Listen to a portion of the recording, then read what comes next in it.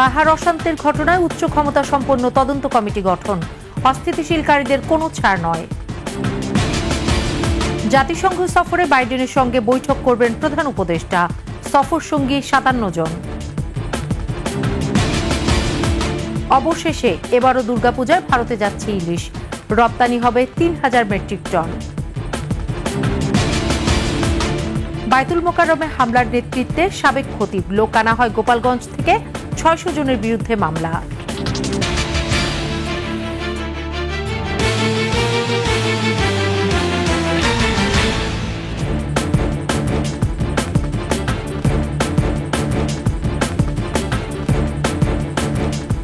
শুনছিলেন first security ইসলামী bank PLC সংবাদ শিরোনাম। আমন্ত্রণ 21 সংবাদে, সাথে আছি সোনিয়া স্নিগ্ধা। দর্শক, 21 টেলিভিশনের সংবাদ একই সাথে সরাসরি দেখতে পাবেন আমাদের ফেসবুক পেজ www.facebook.com/2124 অনলাইনে। এছাড়াও সাবস্ক্রাইব করতে পারেন www.youtube.com/21 চ্যানেলে। পাহাড় অশান্তির ঘটনায় উচ্চ ক্ষমতা সম্পন্ন তদন্ত কমিটি গঠন করা হবে বলে জানিয়েছেন স্বরাষ্ট্র উপদেষ্টা জাহাঙ্গীর আলম চৌধুরী। বলেছেন, যারা আইন শৃঙ্খলার অবনতি ঘটাতে চায় তাদের ছাড় দেওয়া হবে না। এদিকে 3 পার্বত্য জেলায় সকাল থেকে চলছে 72 ঘণ্টা সড়ক ও নৌপথ অবরোধ কর্মসূচি। প্রতিনিধিদের তথ্যচিত্রে ডেস্ক রিপোর্ট। দুপুরে ঢাকা থেকে হেলিকপ্টারে রাঙামাটি আসেন 3 উপদেষ্টা জাহাঙ্গীর আলম চৌধুরী, এএফ হাসান আরিফ ও সুপ্রদীপ চাকমা। সেনানিবাসের প্রান্তিক হলে স্থানীয় রাজনৈতিক নেতা, সুশীল সমাজের প্রতিনিধি ও ব্যবসায়ী নেতাদের সাথে বৈঠক করেন। পরে সাংবাদিকদের সাথে কথা বলেন 2 উপদেষ্টা। এই যে ঘটনা ঘটছে, এই জন্য আমরা একটা উচ্চ ক্ষমতা সম্পন্ন একটা তদন্ত কমিটি গঠন করব। আইন শৃঙ্খলা কোনো অবস্থায় অবনতি হতে দেওয়া যাবে না। আমি আপনাদের সবাই সহযোগিতা চাচ্ছি। যারা আইন শৃঙ্খলা অবনতি করবে তাদের কোনো অবস্থায় আমরা ছাড় দিব না। সম্প্রীতি নষ্ট করতে বাইরে থেকেও ষড়যন্ত্র থাকতে পারে বলে মনে করছেন স্থানীয় সরকার, পল্লী উন্নয়ন ও সমবায় উপদেষ্টা। আমরা সকলে সম্প্রীতি চাই, কিন্তু কেন জানি না কোথাও একটা ছন্দপতন হচ্ছে, এবং ছন্দপতনের ব্যাপারে প্রত্যেকের মুখে একটি শব্দ উচ্চারিত হয়েছে, ষড়যন্ত্র। যে বাইরের থেকে একটা যেন ষড়যন্ত্র করা হচ্ছে যে আমাদের এই সম্প্রীতিকে নষ্ট করার জন্য। বিকেলে খাগড়াছড়িতে সুধী সমাজ, রাজনৈতিক নেতা ও প্রশাসনের কর্মকর্তাদের সাথে বৈঠক করেন 3 উপদেষ্টা। পরে সাংবাদিকদের সাথে কথা বলেন উপদেষ্টা হাসান আরিফ। ভিন্ন জায়গার ছবি এনে অন্যকে যেন দেখানো হচ্ছে বাংলাদেশে রাঙামাটিতে এটা ঘটেছে, খাগড়াছড়িতে এটা ঘটেছে, যে অপপ্রচার হয় সেটাকে কাউন্টার করছে যে না, এগুলো অপপ্রচার। এদিকে শুক্রবার রাঙামাটি শহরের সহিংসতার ঘটনায় এখনো পুরোপুরি স্বাভাবিক হয়নি পরিবেশ। রাঙামাটিতে এখনো বহাল 144 ধারা, বন্ধ রয়েছে দোকানপাট, গণপরিবহন ও নৌযান চলাচল। তবে ইউপিডিএফের ডাকা সড়ক ও নৌপথ অবরোধের কোনো প্রভাব পড়েনি বান্দরবানে স্বাভাবিক জীবনযাত্রা। 3 পার্বত্য জেলায় আইনশৃঙ্খলা রক্ষায় মাঠে রয়েছে পুলিশ, র্যাব, বিজিবি ও সেনাবাহিনী। সমর ইসলাম, ডেস্ক রিপোর্ট, 21 টেলিভিশন। জাতিসংঘ সাধারণ পরিষদের ৭৯তম অধিবেশনে যোগ দিতে নিয়মিত বাণিজ্যিক ফ্লাইটে 23 সেপ্টেম্বর ঢাকা ছাড়বেন প্রধান উপদেষ্টা ড মোহাম্মদ ইউনূস। তবে বিগত সময়ের মতো থাকছে না সফর সঙ্গীদের বিশাল বহর। ২৭ সেপ্টেম্বর অধিবেশনে ভাষণ দেবেন প্রধান উপদেষ্টা। কথা বলবেন বাংলাদেশে ঘটে যাওয়া অভূতপূর্ব গণঅভ্যুত্থান প্রসঙ্গে। বিস্তারিত থাকছে নাহিদ সিরাজি নিম্মির প্রতিবেদনে। জাতিসংঘের সাধারণ পরিষদের অধিবেশনে যোগদানের বিগত সময়ের চিত্র পাল্টে এবার ছোট বহর নিয়ে নিউ ইয়র্ক যাচ্ছেন প্রধান উপদেষ্টা ড মোহাম্মদ ইউনূস। প্রধান উপদেষ্টার অধিবেশনে যোগদান প্রসঙ্গে বিস্তারিত জানাতে পররাষ্ট্র মন্ত্রণালয়ের এই ব্রিফিং, যেখানে উঠে আসে সাম্প্রতিক নানা বিষয়াবলীও। পররাষ্ট্র উপদেষ্টা তৌহিদ হোসেন জানান, এবার প্রধান উপদেষ্টার সফরসঙ্গী হিসেবে যাবেন মাত্র ৫৭ জন। গতবারের ১৪৬ তুলনায় এবার 57 এই হলো আমাদের সংখ্যাটা। এবার তার মধ্যে বড় অংশ কিন্তু নিরাপত্তা এবং প্রেস।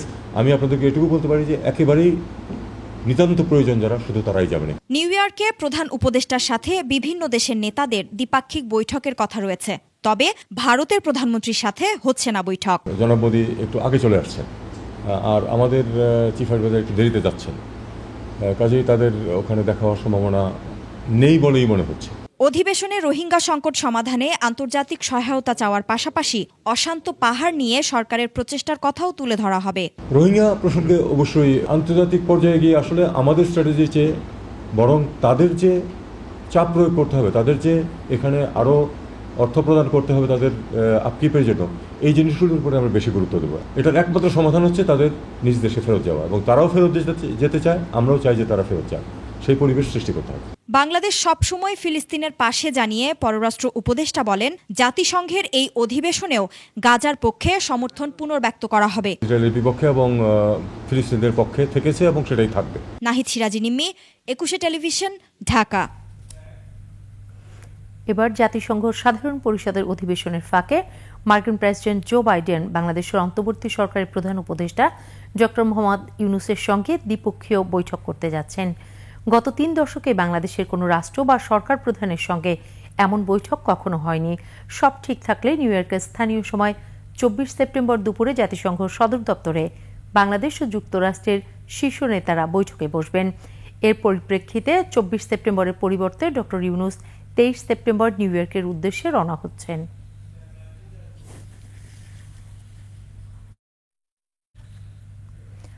মৎস্য উপদেষ্টার অবস্থান উল্টে দিল বাণিজ্য উপদেষ্টা। দুর্গাপূজায় এবারও ইলিশ যাবে ভারতে, তাও আবার 100-500 টন নয়, 3000 মেট্রিক টন ইলিশ রপ্তানির সিদ্ধান্ত নিয়েছে সরকার। বিস্তারিত সঞ্জয় অধিকারীর রিপোর্টে। না খাইয়ে বাইরে পাঠানো আমি কোনো মতে অ্যাপ্রুভ করি না। পট পরিবর্তনের পর অনেকটা আবেগেই এমনটা বলেছিলেন অন্তর্বর্তী সরকারের মৎস্য ও প্রাণী সম্পদ উপদেষ্টা। কিন্তু দুর্গাপূজায় ইলিশ পেতে মরিয়া ছিলেন কলকাতার মৎস্য ব্যবসায়ীরা। চিঠি পাঠালেন, পুজোয় ইলিশ চাই চাই। আমরা বিভিন্ন দফতরে ইমেল পাঠিয়েছি, কমার্স সচিব, তারপর অ্যাডভাইজার তহিদ সাহেব, সবাইকে চিঠি পাঠিয়েছি যাতে প্রত্যেক বছর মতো এই বছরও ওনারা আমাদেরকে পুজো উপলক্ষে ইলিশ মাছ দেয়।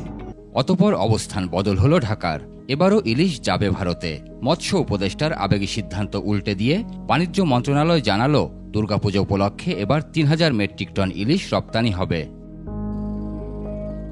দুর্গাপূজা উপলক্ষে বেশ কয়েক বছর ধরে ভারতে ইলিশ রপ্তানি হয়। সঞ্জয় অধিকারী, 21 টেলিভিশন, ঢাকা। শুক্রবার গোপালগঞ্জ জেলা থেকে আসা লোকজনই প্রথমে হামলা চালিয়েছিল জাতীয় মসজিদ বায়তুল মোকাররমের ভিতরে। তাদের নেতৃত্বে ছিলেন সাবেক খতিব রুহুল আমিন। এমন অভিযোগ একাধিক ইসলামী দলের নেতাদের। এদিকে সংঘর্ষের ঘটনায় সাবেক খতিব সহ 54 জনের বিরুদ্ধে মামলা হয়েছে রাজধানীর পল্টন থানায়।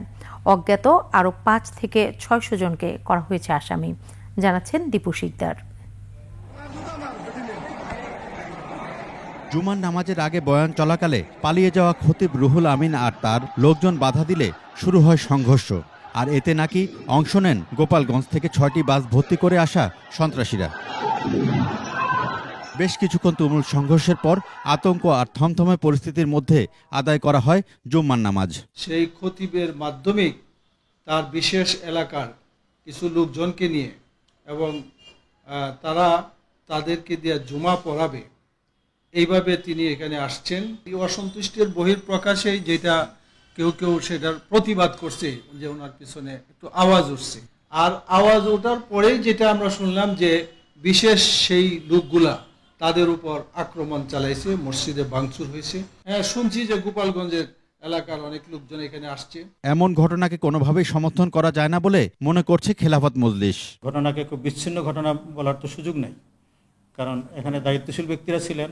দেশের সবচেয়ে ধর্মীয় একটা ইবাদতখানার মধ্যে ঘটনাটা ঘটেছে, সুতরাং এ ব্যাপারে যারা উপস্থিত ছিলেন অবশ্যই তাদের দায় আছে। শুক্রবারের ঘটনায় অজ্ঞাতনামা 500রও বেশি মানুষকে করা হয়েছে মামলার আসামি। সাবেক খতিব সহ 54 জনের নাম উল্লেখ করে মামলা করা হয়, যাদের অধিকাংশের বাড়ি গোপালগঞ্জে।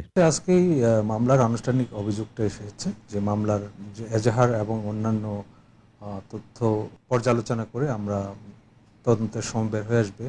এই ঘটনা যদি কেউ ইচ্ছাকৃতভাবে কোনো কিছু ষড়যন্ত্র করে বা কারো ইন্ধনে করে থাকে, সেটা অবশ্যই বেরিয়ে আসবে। মামলাটি গুরুত্ব দিয়ে তদন্ত করা হচ্ছে বলে জানান এই পুলিশ কর্মকর্তা। গুরুত্ব দিয়ে এবং নিবিড়ভাবে তদন্ত করছে। দীপু শিকদার, 21 টেলিভিশন, ঢাকা। বিস্ফোরক অধিকার। দেশকে এগিয়ে নিয়ে যেতে ও জনগণের ভাগ্য পরিবর্তন করতে হলে শুধু সংস্কারের প্রস্তাব নয়, রাজনৈতিক অধিকার আদায় করতে হবে বলে মন্তব্য করেছেন বিএনপির ভারপ্রাপ্ত চেয়ারম্যান তারেক রহমান। বিকেলে সিরাজগঞ্জের এনায়েতপুরে ঐতিহাসিক গণসমাবেশে ভার্চুয়ালি যুক্ত হয়ে কথা বলেন তিনি। সিরাজগঞ্জ প্রতিনিধি স্বপন মির্জার তথ্য ছবিতে সুমাইয়া খানের ডেস্ক রিপোর্ট। স্বৈরাচারকে বিদায়ে সব লক্ষ্য পূরণ হয়ে যায়নি, সামনে বাকি আরও অনেক পথ, আর সেই পথ পাড়ি দিতে ভোটের অধিকারও নিশ্চিত করতে হবে বলে মন্তব্য করেছেন বিএনপির ভারপ্রাপ্ত চেয়ারম্যান। এই পথ যদি আমরা সঠিকভাবে পাড়ি দিতে পারি, তাহলে আমরা বাংলাদেশের মানুষের যে গণতান্ত্রিক অধিকার যেটিকে খর্ব করা হয়েছিল, সেই অধিকারকে আমরা পুনঃপ্রতিষ্ঠিত করতে সক্ষম হব। এ সময় তারেক রহমান বলেন, রাজনৈতিক মুক্তির পাশাপাশি জনগণকে অর্থনৈতিক মুক্তির পথও দেখাতে হবে। দেশের মানুষের রাজনৈতিক যে অধিকার সেটিকে যদি পুনঃপ্রতিষ্ঠিত করতে হয়, আমাদেরকে যদি বাংলাদেশের মানুষের মুক্তির যে মুক্তি, অর্থনৈতিক মুক্তি, সেটিকে যদি অর্জন করতে হয়, আমাদেরকে সকলকে ঐক্যবদ্ধ থাকতে হবে। বিএনপির কাণ্ডারি তারেক রহমান বলেন, মানুষের ভোটের অধিকার প্রতিষ্ঠিত না হওয়া পর্যন্ত বিএনপি আন্দোলন সংগ্রাম অব্যাহত থাকবে। ভবিষ্যতে এই দেশকে সামনের দিকে এগিয়ে নিয়ে যাবেন। সুমাইয়া খান, ডেস্ক রিপোর্ট, 21 টেলিভিশন। দেশে মব জাস্টিসের নামে হামলা ও গণপিটুনিতে হত্যার ঘটনায় উদ্বেগ জানিয়েছেন আইনজীবী ও মানবাধিকার কর্মীরা। দীর্ঘদিনের বিচারহীনতার সংস্কৃতি ও আইনের শাসনে আস্থা না থাকায় এসব ঘটনা ঘটছে বলে মনে করছেন তারা। আইনশৃঙ্খলা পরিস্থিতি নিয়ন্ত্রণ করে সুশাসন ফিরিয়ে না আনলে রাষ্ট্র বিপর্যয়ের মুখে পড়ার আশঙ্কাও করছেন তারা। শিউলি শবনমের প্রতিবেদন। 18 সেপ্টেম্বর ঢাকা বিশ্ববিদ্যালয়ে তোফাজ্জল হোসেন নামে এক যুবককে চোর সন্দেহে পিটিয়ে হত্যা করে শিক্ষার্থীরা। একই দিন গণপিটুনিতে নিহত হন জাহাঙ্গীরনগর বিশ্ববিদ্যালয় শাখা ছাত্রলীগের সাবেক সাংগঠনিক সম্পাদক শামীম মোল্লা। শেখ হাসিনা সরকারের পতনের পর পুলিশি নিষ্ক্রিয়তার সুযোগে দেশে এ পর্যন্ত অন্তত 30টি মব জাস্টিসের ঘটনা ঘটেছে, যেখানে কাউকে গণপিটুনি, কাউকে কান ধরানো কিংবা জুতার মালা পরাতে দেখা গেছে। তবে সংশ্লিষ্টরা বলছেন, মব জাস্টিস দেশের পুরনো সংস্কৃতি। মব জাস্টিস নিয়ে বিগত সরকারের নমনীয় আচরণ এবং বিচারহীনতার সংস্কৃতি এমন নৈরাজ্যকে উস্কে দিয়েছে। তো 16 বছরে আমরা যে বিশ্ববিদ্যালয়গুলোতে গণরুম কালচার দেখেছি, আবরার ফাহাদের হত্যা দেখলাম, তো পুরো রাষ্ট্র কিন্তু আপনার মব জাস্টিসের দিকে চলে গেছে। এখানে বিচার বিভাগ ন্যায্যতার ভিত্তিতে কাউকে সাজা দেয় না, এখানে সরকার সিদ্ধান্ত করে কার জামিন হবে কার জামিন হবে না। আমরা দেখেছি যে মেয়েদেরকে কুপিয়ে হত্যা করা হয়েছে, আমরা দেখি বদরুলকে সিলেটের, আমরা দেখেছি অনেক বড় বড় ঘটনা, মানুষকে নাড়ামাতা করে দেওয়া হয়েছে, গণপিটুনি দেওয়া হয়েছে, সেগুলো কিন্তু মামলার কোনো সুরা হয়নি।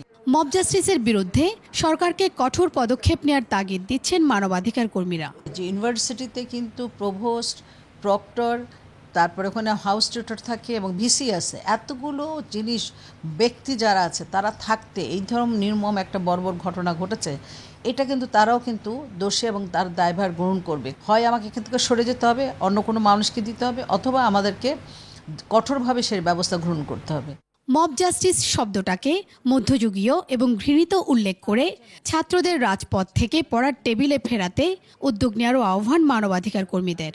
ছাত্রদের কন্ট্রোল করুক এবং তাদেরকে বলুক তারা পড়াশোনা টেবিলে ফিরে যাক। এখন আর তার কোনো ছাত্র রাজনীতির দরকার নেই, যে রাজনীতির দ্বারা মানুষ ক্ষতিগ্রস্ত হয় সেখানে দরকার নেই। শিউলি শবনম, 21 টেলিভিশন, ঢাকা। শেষ করছি 21 সংবাদ। যাবার আগে ফার্স্ট সিকিউরিটি ইসলামী ব্যাংক পিএলসি সংবাদ শিরোনামগুলো আরো একবার।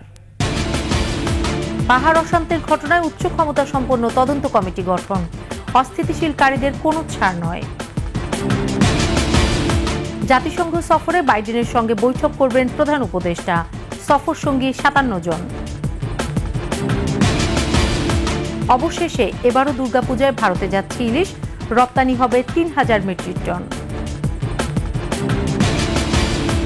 বায়তুল মোকাররমে হামলার নেতৃত্বে সাবেক খতিব লোক আনা হয় গোপালগঞ্জ থেকে, 600 জনের বিরুদ্ধে মামলা।